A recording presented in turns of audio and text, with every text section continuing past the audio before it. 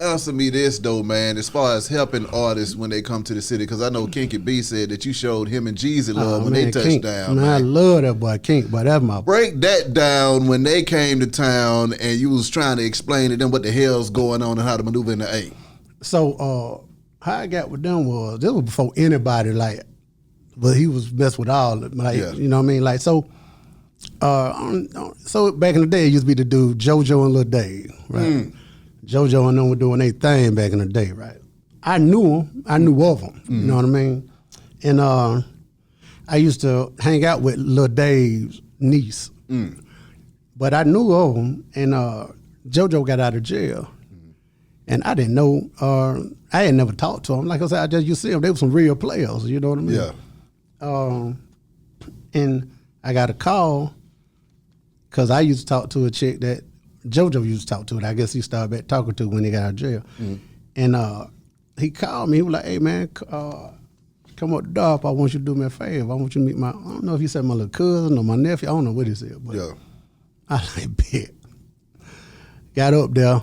It was Jeezy. Yeah. You know what I mean? Met him at King. Yeah, all right, cool, man. Bet, whatever. You know, yeah, man. Took a liking to him right off the top. They were cool as shit. Yeah. You know what I mean? Like, that's why when they broke up or whatever, my heart would hurt, but I just couldn't understand it. Like, just to see that bond and how they move, man, that shit was incredible. Yeah. So anyway, this is just what I did.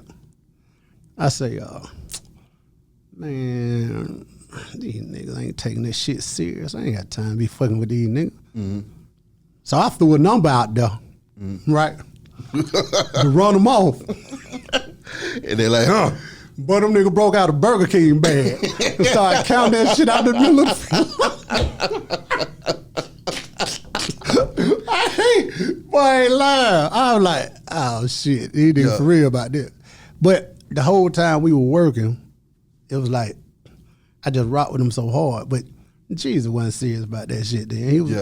Them niggas were getting it. Like, they wasn't faking. Them niggas were getting it. Yeah. You know what I mean? So Jesus couldn't even sit down. Like, we been in the studio for a minute. Yeah. Oh, boy, I got to go make a run. Like, you know what I mean? So I'm like, man, that man can really be that thing. You know what I mean? And but when that's how I got with him. And we worked, and he just didn't ever stop, man. And it's funny because I was like, I told him, I was like, boy, when you find your thing, you're gonna be out of here. Cause he already had the attitude. That's right. He already had everything. He had the crew. Kink, they had everything. Yeah.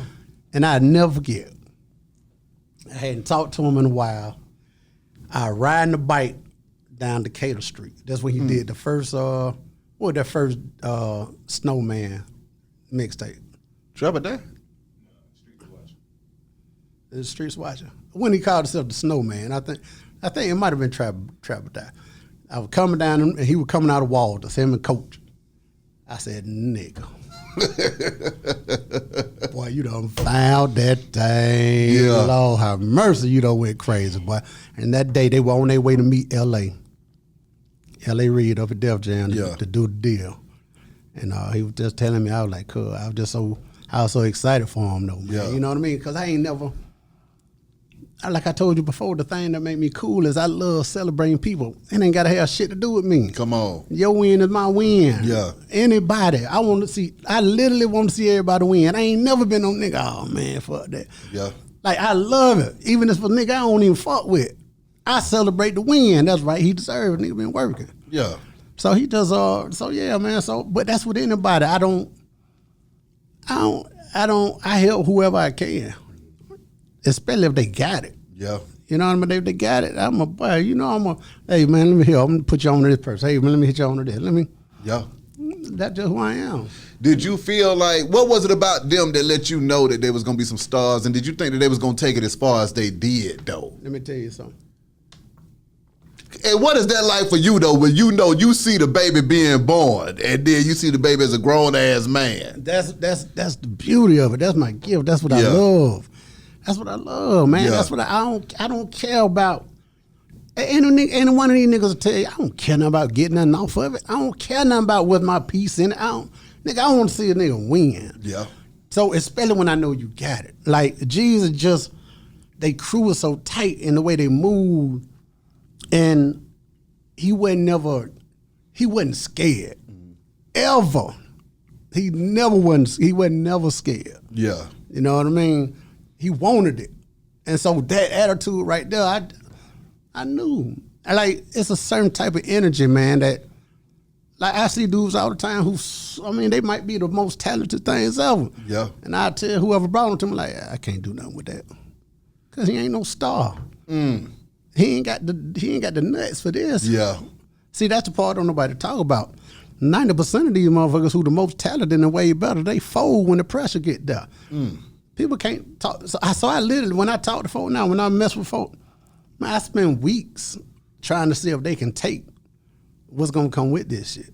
When you say what comes with it, though, Ken, break that down. You get when you wake up and a nigga telling a straight up lie, and the internet then went crazy about some bullshit, you got to be able to eat that. Ooh. You can't get on there arguing with niggas all day on social media, going back and forth. You can't straighten everybody in the world. You can't go out there cuss everybody. You can't. That people have created a job, a career, out of making you look fucked up. Yep. Like for real. And every day they have to wake up and go to work. Yeah. So whoever's popping at that time, their job right then is to find out the bullshit, to make them look crazy. You got to be able to eat that shit. So it's like, people always talk about, man, you just love Tip. Man, shout love the bullshit. Yeah. He can eat it. Yeah. That's why he here. But his last shit he just went through, oh boy, that was the grand finale of the bullshit.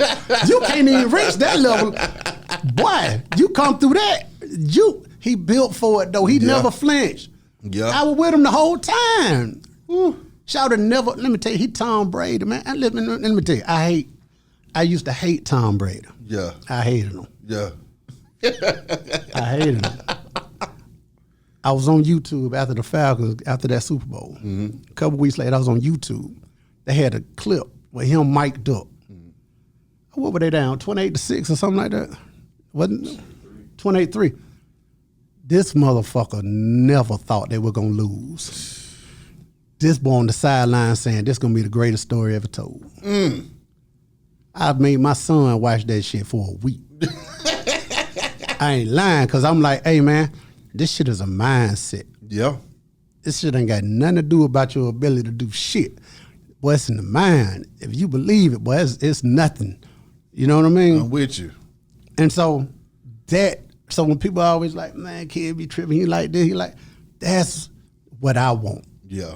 That's why I am. I ain't never been nothing else, so that's why I look crazy to everybody, because I've been that since day one. Yes, sir.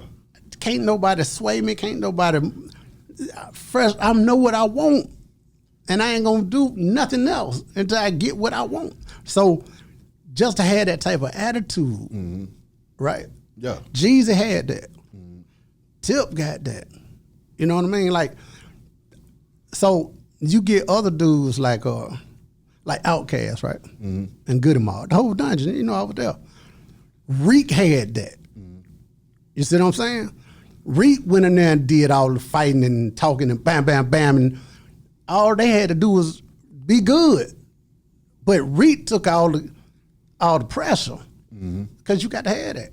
And the reason Jeezy and Tip so different, because they were the ones taking it and putting it out there. They were moving. Chip had Jeter, but they were moving. This is the day I knew, I told you about Jesus. This is the day I knew Tip was going to be it. Yeah.